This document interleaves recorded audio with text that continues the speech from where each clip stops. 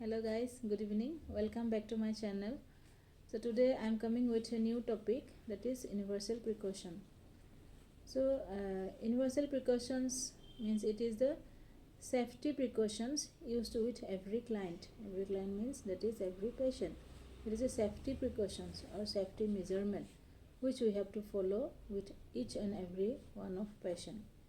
So, universal precautions are defined as a set of hygienic practices employed by healthcare workers that, when properly and consistently used, will reduce the risk of infection to patients and staff from bloodborne and airborne pathogens. That means, universal precautions, it is a set of some practices which has been defined to prevent ourselves from different kind of infections regarding the patient side.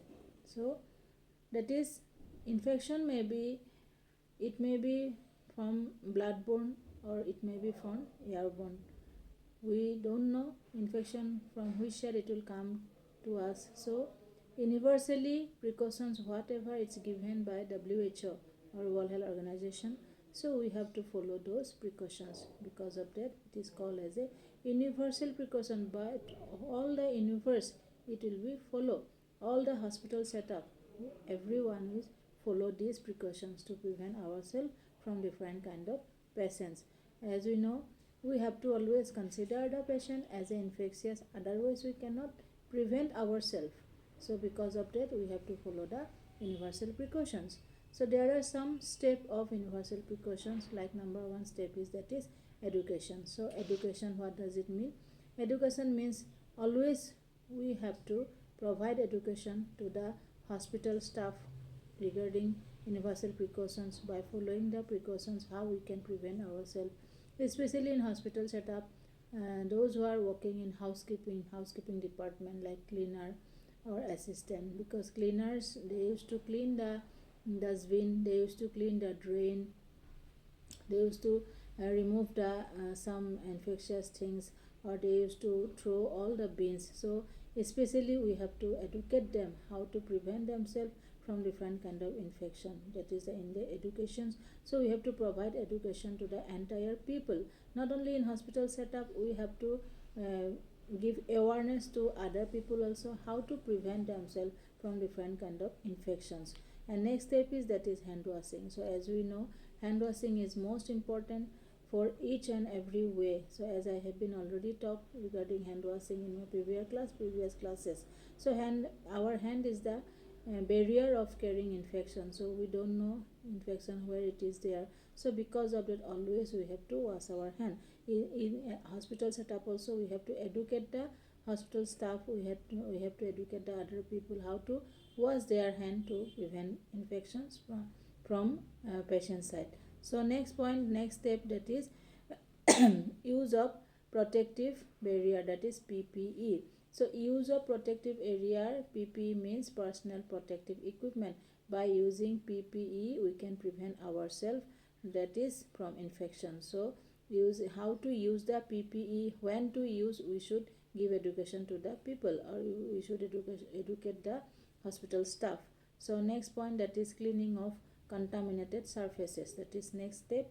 So cleaning of contaminated surfaces means surfaces, how to clean the surfaces, because contamination means by contaminated regarding patient side, from patient side, or maybe some from maybe infectious specimen, or maybe some patient's body fluid, or maybe patient may vomiting out, or maybe spitting, or maybe whatever the blood falling on the floor. So it is already contaminated. How to clean that surfaces, we have to educate the hospital staff, we have to educate the cleaner.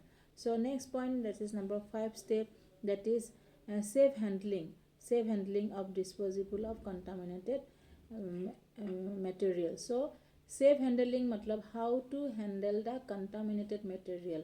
Suppose after doing any kind of dressing of infectious patient, that instruments, that the equipments all become contaminated, we cannot throw those contaminated equipment. So like instrument, we cannot throw. So we can use that instrument reuse for another patient, but how to handle that we have to know. After giving some care, if with that equipment, if we mix with another equipment, that will all will be become contaminated. So how to handle that, we have to follow the universal precautions by following these steps. So these 5 are the important step of universal precautions. Now let's learn about PPE. What is PPE? So PPE means, as I have been already talked, personal protective equipment. This PPE will protect ourselves personally. So personally, it is protected us, because of that it is termed as a personal protective equipment. It is the most important universal precautions for each and every healthcare provider. So PPE, by using PPE, we can prevent ourselves from infections.